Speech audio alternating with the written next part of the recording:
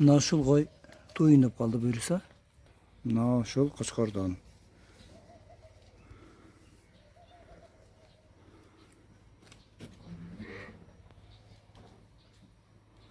Tak, neyse. Buyursa bir 4-5 günde toplasaydık. 8 diş koy.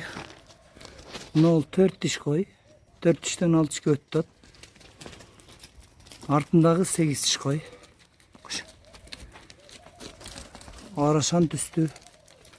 Nasıl sonun koydu onlar. Jünü taza kuyruk açık razrezi var. Kozusu hazırkı görsütken koçkordun kozusu. Urgaçı kozu. Uzun. 10 günlük kozu.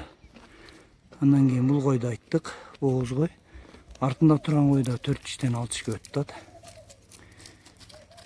Мына ол қойдағы 4 тіштен 6 тішке өтті. Шында мына тұрған үші 4 тіштен 6 тішке өтті. Екеуі 8 тіш болды. 5 қой, 3 қозы. Bir қой боз болды. Bir қойдың қозысы жоқ. Возможно, боз болушы мүмкін. Арқы шетте тұрып.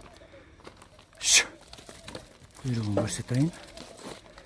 Таза аудандар барды bir tane. Kuyruk.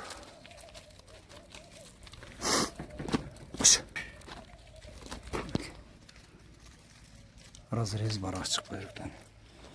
Arda'nın kuyrukları öyle tike açık.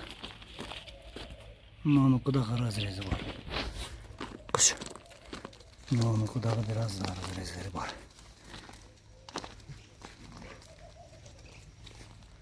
Bağları 65.000 sonunda noktam var. Birazdan ana kem harcalına. Kozlar iki çoğun kozlar erkek kozlarına. Koçkar bolup kaldı. İki önüten böyle olsa olur. Burasını anlatırdı.